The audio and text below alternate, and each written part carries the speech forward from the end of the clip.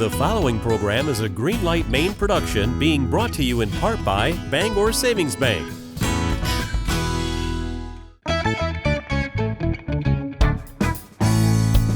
It's the way life should be. Greenlight Maine, building Maine's economy. Greenlight Maine, start here, scale here, stay here. It's your Maine and mine, building Maine's economy, one dream at a time. It's the way life should be. Greenlight Maine. Welcome to Greenlight Maine. We are thrilled to bring you season number 10. It's been quite a ride. 4 Emmy nominations, 2 spin-off series, our college edition and Elevating Voices. But the best part is we've given away more than $1 million to Maine companies to create jobs and grow Maine's economy. We have 2 top-notch businesses today. But first, we're going to say hello to our judges, who are business leaders across Maine and are here to support our entrepreneurs. So thank you for being with us. Welcome, Jacqueline Fish from Bangor Savings Bank. Thank you, Jolene. Happy to be here. And I'm the Director of Marketing and Community Relations at Bangor Savings Bank. And Bangor Savings is a Maine-based community bank with locations across northern New England.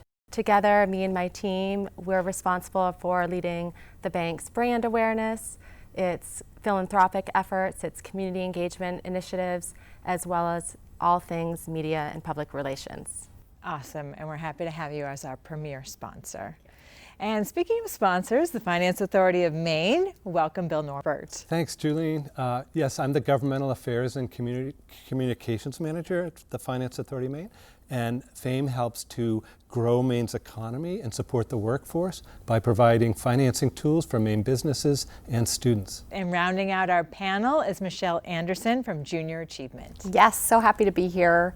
I am the President and CEO of Junior Achievement of Maine. We are a statewide nonprofit organization with a really important mission to inspire and prepare our young students, kindergarten through 12th grade, to be career and life ready. Awesome, and you do a fantastic job at that. Okay, we're going to talk to you in just a few minutes. It's time for our first pitch. I'd like to welcome Jennifer Hill from Cinder Wood Products. Whenever you're ready, look right at the judges and have fun. Thank you so much. My name's Jennifer. I'm so pleased to be here today representing Cinder Wood Products. We are a Maine-based producer of Sosuji-ban. It's quite a tongue twister. It's a Japanese-style charred siding. In our first year in 2020, we had a few small sales. I'm really pleased to announce that last year we hit the $1 million annual gross revenue, which, as you can imagine, is quite an achievement. We did not do that alone. We did that with a very tight network of architects, talented architects, interior designers, and builders. And I'm pleased to say we've shipped our product to, I think, all 50 states at the moment. I want to talk a little bit about our product and our process, because you can't talk about one without talking about the other, and they're both dramatic. You can imagine that something born out of fire is anything but. So our product literally means in Japanese a charred cinder board, and this is the secret alchemy, if you will, there is science behind it, of Sosuji-ban. We have a large burning machine. Every board is hand-fed into and out of that burning machine. It was made in conjunction with a combustion engineer. It's quite a dramatic process. There's flames everywhere, steam and smoke. Once the boards are brought out, they're quite delicate and they're laid on a drying rack. At that point, they are either treated with a natural oil or a stain. Alternatively, we can remove the char, we can brush it off, and we can control the amount of brush. It may seem a bit counterintuitive to remove what you've put great effort into establishing, the char. However, the benefits of Sosuji-ban are that the benefits are now imbued in the wood, whether you leave the char on or remove it. That is the secret. That makes the wood flatter, stronger, more structurally stable, and it makes it impervious to pets, rot, and fire. And this is the real secret, if you will, to the longevity and durability of Sosuji-ban. A bit about our economic footprint, or impact, if you will, at the moment as a company. We are very much in the scaling phase of our business development, meaning that we are now starting to mature as a business, and any funding we receive needs to go towards investment in our production line, into building efficiencies, upgrading equipment, as you can imagine, new forklifts, roller tables, anything that will hit our bottom line. We employ about 10 to 12 individuals at the moment, 4 production staff, 2 business development, a bookkeeper, and 3 to 4 subs and contractors, and we expect that team to grow as we do. Our projections for this year are to hit about 1.2 million, and our 3-year projections are to hit 3.5. We have every intention of remaining in Hancock County. We have space to grow in our 1,500 square foot warehouse, and it's our home and our home base. We believe that Suji Brown products are the perfect combination of form and function, and are the go-to choice for anyone wanting to make a dynamic statement in their built environment, and we hope you feel the same. Well, I can tell you right now, we do feel the same. This is absolutely beautiful, and we're so happy to have your company here in Maine. So congratulations. Thank you. All right, Jackie, kick us off. Thank you, Jennifer. It's nice to see that you're a Maine-based business and you're investing in Maine's own resources. You mentioned scaling, so I'm curious, what's your current customer base and what's possible as your business does scale and grow? That's a great question. Our current customer base is mainly in New England, but as I said, we've shipped all over the world. We've just received funding to embark on a new website and CRM. After that is implemented and configured, we will be embarking on a heavy SEO-driven marketing strategy along with a sales roadmap and roadshow, if you will, leveraging the networks of our architects and interior designers. We feel there's a lot of room for growth with this product. The U.S. architectural market is growing by about 4.2% per annum at the moment, and we feel that there's a great ability to scale. Great. Thank you. Bill. Thanks. Your product is beautiful. I'm curious about the price point and also about the pitch you'd make to a potential customer. Why would they choose your product as opposed to what's out there now? The first thing I would say is that it is dramatically and visually a point of difference. Second is it is based on ancient traditions in Japan that have gone back for centuries. It has proven itself, if you will. It is an incredibly durable architectural product that is well suited to the conditions of Maine. The price point is higher, but I think if you take one look at our product, you can see why. It's running at the moment at about $10 to $20 per square foot. Okay, Michelle. Great job on your presentation, Jennifer. I've never heard of this process before, so I'm just curious, how did you get into this work? And I know you're trying to get to 3.5 million. Just curious on that plan, those plans for growth. How we got here.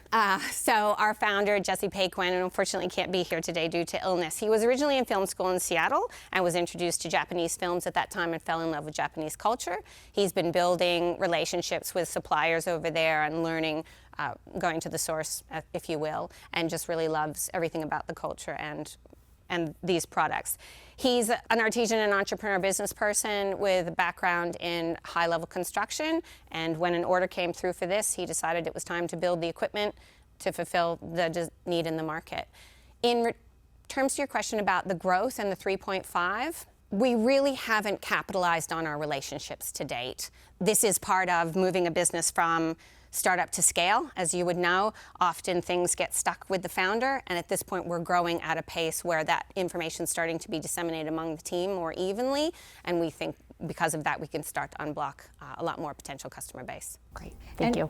For our folks at home, is this just flooring? Can you do wall treatments? Can you do countertops? Great question. These are both internal and external, so we classify our products by internal and external and then by the type of finish. So as you can imagine, there's an infinite amount of options because you get to pick your wood, the application, and then of course the stain or the oil, making it a really unique and personalized choice. Awesome. Well, congratulations on all your success so far, and I'm sure you guys are just going to continue to grow and grow. Thank you so much. All right, we have to take a short break, but our next company is singing through the pastures. They've seen so much success, no pun intended. So you can learn all about that with more Greenlight Maine coming up next. We'll be right back.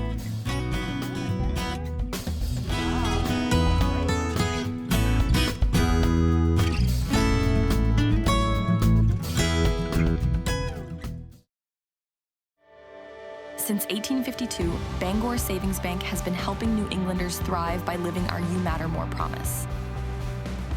We invest in Northern New England because your ideas, your well-being, and your business matter to us. Our commitment is reflected in our caring employees, innovative solutions, and investments in local communities. At Bangor Savings Bank, you are at the heart of everything we do because you matter more. With so many Medicare options, it can be confusing. At Martin's Point, we make your Medicare choices easy. Our all-in-one Medicare plans cover doctor's visits, hospital stays, and prescription drugs, dental, vision, and eyewear, fitness and wellness reimbursements, with premiums and copays as low as $0. As one of the highest-rated Medicare Advantage plans in New England, you can feel confident you're covered. Call or visit us online today to request your free Medicare Made Simple guide.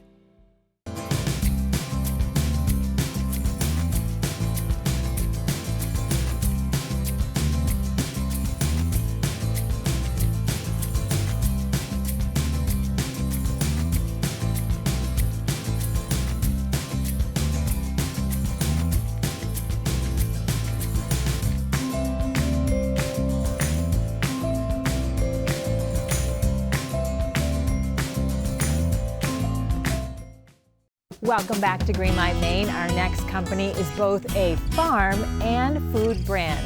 I'd like to welcome Holly Arbuckle from Singing Pastures. Whenever you're ready. Thank you so much for having me today. Today I want to talk about snacks.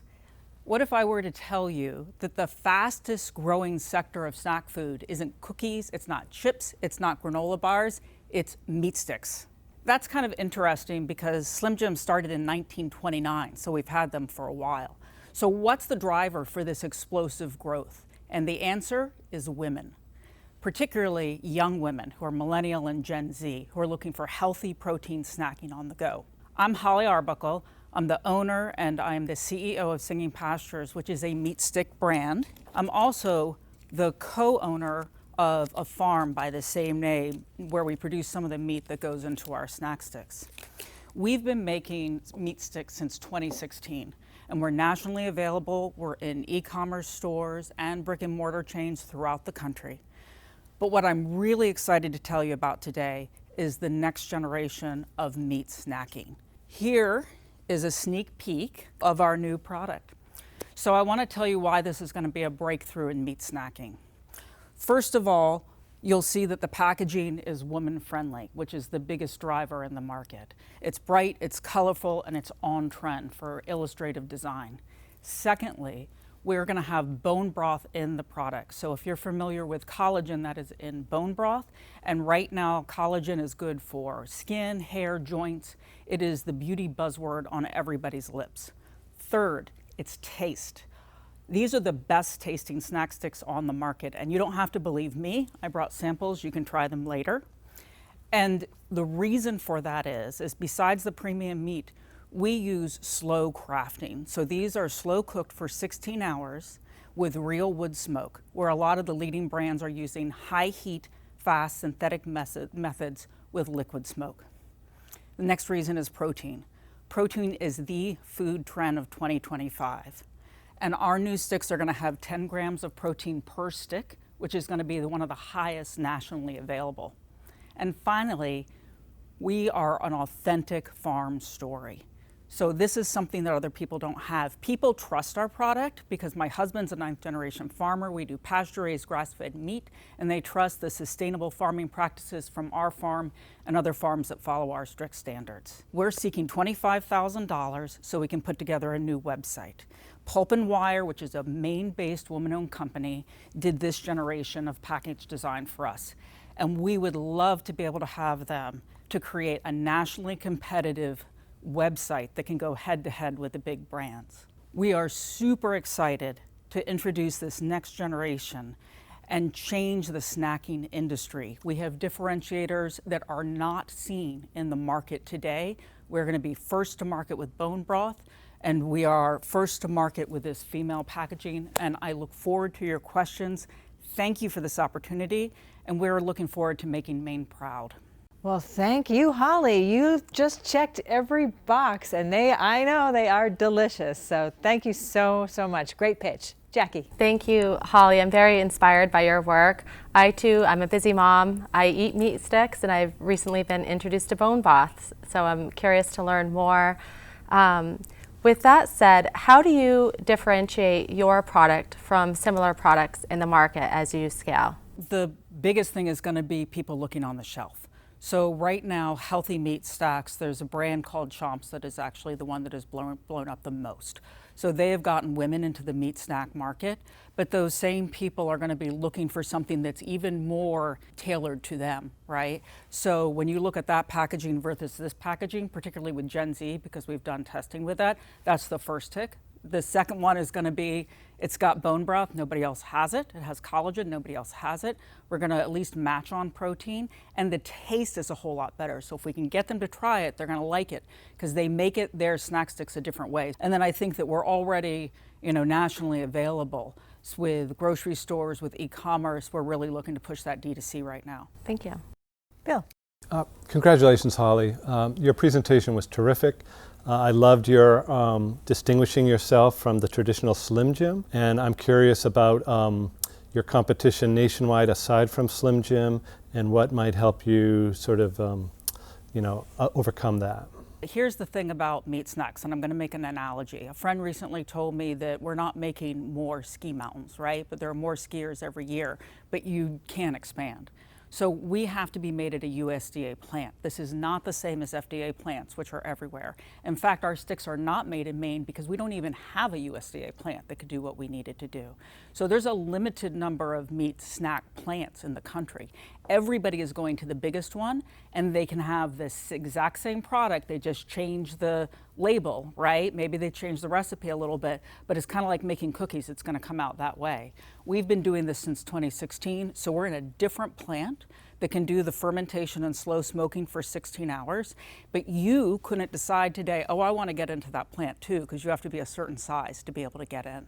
So it's a highly competitive market with a really narrow space of people that can get into it, which is one of the reasons that the big brands are dominating. But as we have more women that are, especially women who are looking for meat snacking, like they're going to be looking for the next best thing. And that's where we can be right behind the big brands to be able to say, hey, why don't you try this? Michelle. Thank you, Holly. I'm really inspired by this pitch. I'm curious about your distribution process right now. And secondly, is there a target audience that you don't currently have right now that you're looking to break into? Because we are a farm, people often think like we're doing this in our basement. We are not. Everything has to be made in a USDA plant. What we've done over the last year is we've scaled everything to build a strong foundation so we can get to the next level. So we moved into a bigger co-packing plant that does exactly what we want them to do. We have a fulfillment center that can move things by the pallet. We have trucking that goes all over the country. So then for distribution, you have two levels. Well, you have many levels, but we have a fulfillment center that does D2C. We have a regional fulfillment with some of our like Crown of Maine, Brickyard Brands, the regional fulfillers. We're in KeHE, which is national distribution because we're in Sprouts nationwide. And they also, we're in 8 DCs, so we can fill a lot of other independents in there. So in terms of like being able to get our product to people, we've done that work. So that's the first part of your question. The second part of the question is millennial and Gen Z women. It is the biggest growing sector. So right now, our current branding is this, and we led with the family farm story, right? Because that's what's important to me. I love family farms. I want to see them thrive. But we have shifted to say, how do I make this about you? And I make it about you. Taste and health are always 1 and 2. You're going to try it. It tastes a lot different than the other brands. So taste, health, protein, and health collagen. No one else is doing that with bone broth.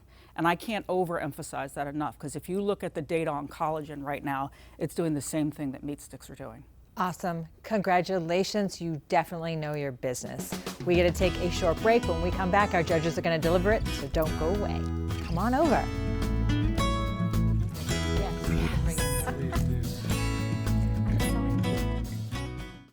I'm Nancy Marshall, the PR maven, here today with the Greenlight Maine Marketing Minute.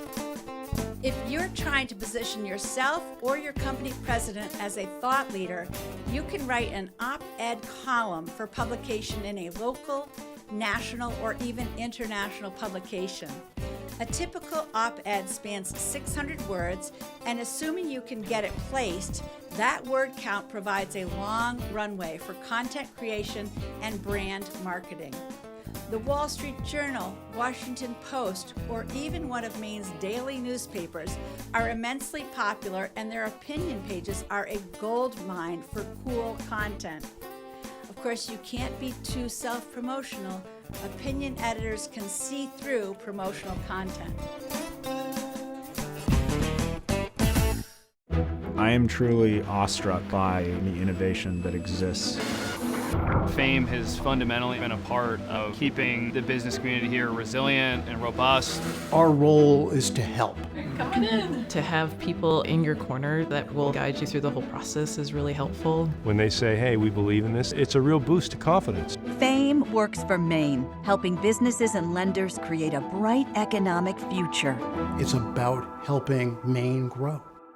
ARB's advisors are providing savvy solutions to Greenlight Maine startups, closely held businesses, and organizations that operate internationally. And we're doing it the way you'd want Mainers to, guided by our local, sensible values.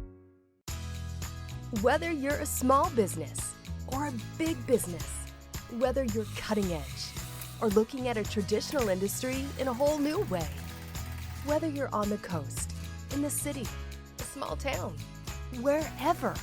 If you're an organization here in Maine, if you want to innovate, and if you want to grow, we want to support you. We're the Maine Technology Institute. Welcome back to Greenlight Maine. Our judges are about to deliberate, but I think it's important for folks at home to know that even though there is a winner today, you can still lose your round and go on to the finals. And I'm saying this because these are really strong companies, and I know you guys have a tough decision to make. So let's start with Cinderwood, only because Jennifer pitched first. She's over $1 million in sales. They have a team of 12 people. They're located in Ellsworth. You learn a lot off camera. So Jackie, let's start with you. Thanks, Jolene. Once again, I was very inspired by Jennifer's pitch around cedar wood products. What stood out to me was their ability to bring Japanese culture back here to Maine and influence their work. So I'm really excited about their $1 million revenue mark that they recently achieved. I'm really curious how they're going to market their secret process of their wood burning. And she mentioned SEO marketing throughout northern New England, so how also they're going to scale their team of 12 to support the potential business that they may bring back in. Yeah, it's a beautiful product. There's no question about that. I was interested to learn that there actually is competition, but in other parts of the country, the Pacific Northwest, not surprisingly, closer to Japan. I am curious about their price point and how they would compete there for regular Mainers who want something attractive and that's weather resistant and insect resistant, but might be a little pricier. I know they use some Maine timber, but I really would love to get them to use even more Maine timber for their products. So. Awesome. Yes. Price point $10 to $20 per square foot. Right. Okay, Michelle. Yeah, I really echo my colleagues. I thought Jennifer did a really fantastic job. I had never heard of that process before, so that was really great information for me to learn. It does sound like they do have some competition, and so I think with the price point, that is definitely a concern. I love the idea about keeping some of the wood more here in Maine. So when you look about that scalability, I know she's trying to get to 3.5 million. Is there opportunity to enhance Maine's economy with that scalability? No doubt, absolutely. Okay, let's switch gears now, singing Pastures. I was also impressed with Holly and her approach around healthy, high quality, affordable meat sticks. I think the new branding will really help to increase sales throughout northern New England. And I think one opportunity she may be faced with is the supply chain, right? So she's going to be looking to scale throughout the nation potentially. So I'm curious how they're going to be able to support business operations to support demand. Awesome comments. Okay, Bill. Yeah, Holly knows her game, that's for sure. Very impressive background. I learned a lot, especially about the growing millennial and female market, and especially about their new plans to rebrand and market. Some of her sourcing is done here, but some of it's out of state. And Maine Farms, we have a ton of pasture land, and I'd love also to find a way for her to source even more pork, but also beef.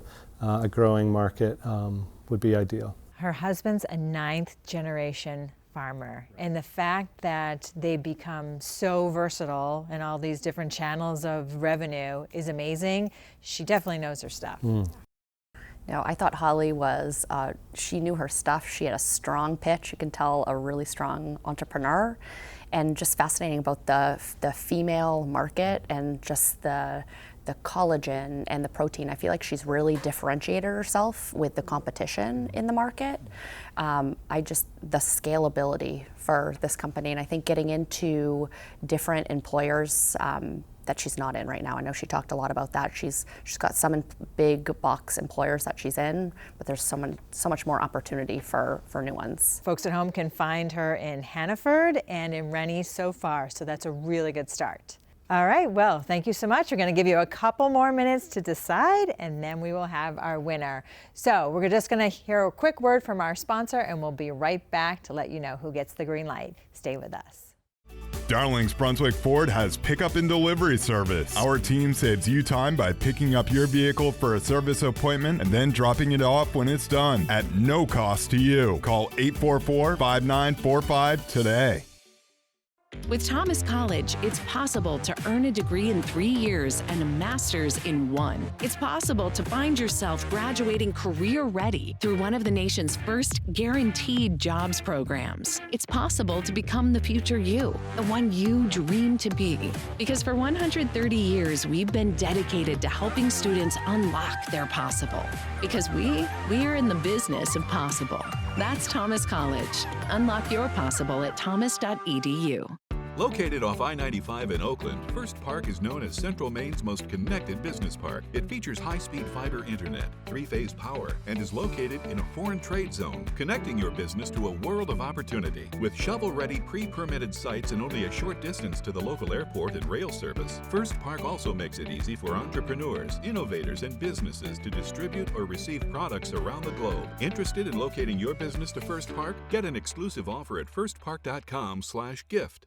Welcome back to Greenlight Maine. We just listened to two well-deserving entrepreneurs that are setting themselves apart from the pack, and it's time to find out who the winner is. Judges, I'm going to count you down. 3, 2, 1. And that means Singing Pastures gets the green light. Congratulations to Holly. You are the winner of this round. Well, that's all the time that we have for today. We appreciate all your comments and your feedback, so please keep them coming. We'll be back next week with 2 more amazing Maine companies, so please join us then. Until then, have a safe and successful week. Congratulations, Holly. Come on over. Awesome job. Greenlight Maine would like to thank our premier partner, Bangor Savings Bank, our corporate partners, and our sponsors. Thank you.